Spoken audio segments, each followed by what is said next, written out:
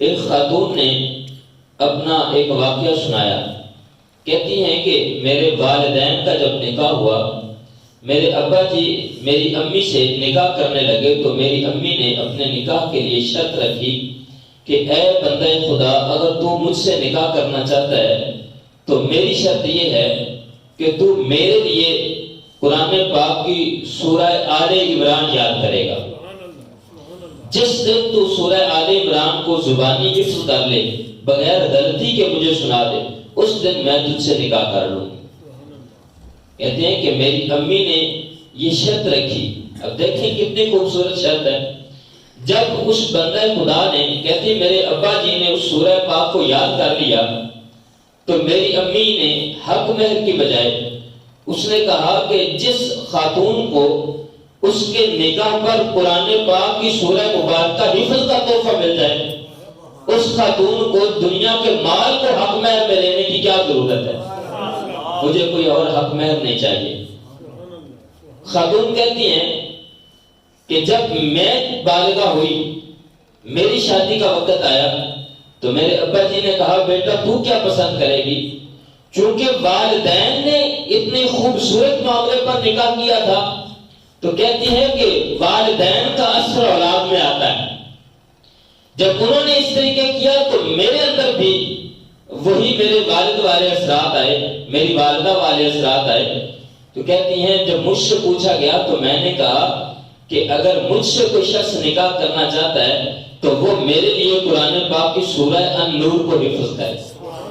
میں نے اپنے لیے قرآن پاک کی سورہ النور کا انتخاب کیا کہ وہ جو شخص جو گھر ہمارے گھر میں میرا رشتہ لینے کے لیے آئے، میں نے اس جوان کے لیے یہ شرط رکھی کہ اگر تم مجھ سے نکاح کرنا چاہتے ہو تو تم میرے لیے قرآن پاک کی سورہ النور حفظ کرو گے. جس دن میرے بابا کو تم بغیر غلطی کے یہ سورہ مبارکہ سنا لو گے، اس دن میرا اور تیرا نکاح ہو جائے گا. کہتی ہیں کیسا خوبصورت ماحول تھا. جب ایک طرف ہماری شادی کی تیاریاں جاری تھی تو دوسری طرف میرے ہونے والے خامد اپنے ہاتھ میں اللہ کا پاک کلام لے کر قرآن پاک کی سورہ یاد کرنے کے لیے کوشش کر رہے تھے. وہ قرآن پاک، یہاں یہ ہوتا ہے کہ تیاریاں اگر شادی کی ہو رہی ہوں تو لوگوں کی نمازیں بھی قضا ہو جاتی، نمازوں کا دھیان ہی نہیں ہوتا، پڑھتے بھی نہیں، بلکہ والدین کا حکم بھی کبھی کبھی ٹال دیتے ہیں.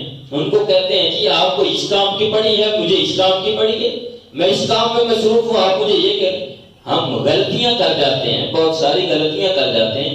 لیکن وہ کتنے خوبصورت لمحات ہوں گے کہ ایک طرف شادی کی تیاریاں ہو رہی ہوں اور دوسری طرف دلہے میاں جو ہیں وہ اللہ کا پاک کلام لے کر سورہ مبارکہ کو حفظ کرنے میں لگے ہوئے ہیں. کہتی ہیں کہ میں اور میری امی جان ہم دیکھتے تھے کہ میرے ہونے والے خامد جو تھے وہ قرآن پاک کو لے کر میرے ابا جی کو سورہ مبارکہ سنانے کے لیے آتے. جب وہ سنا رہے ہوتے تو کہیں نہ کہیں غلطی آ جاتی. میرے ابا جی انہیں کہتے دوبارہ اسے شروع سے یاد کرو. وہ پھر یاد کرنے لگ جاتے، پھر سنانے کے لیے آتے، پھر غلطی آ جاتی.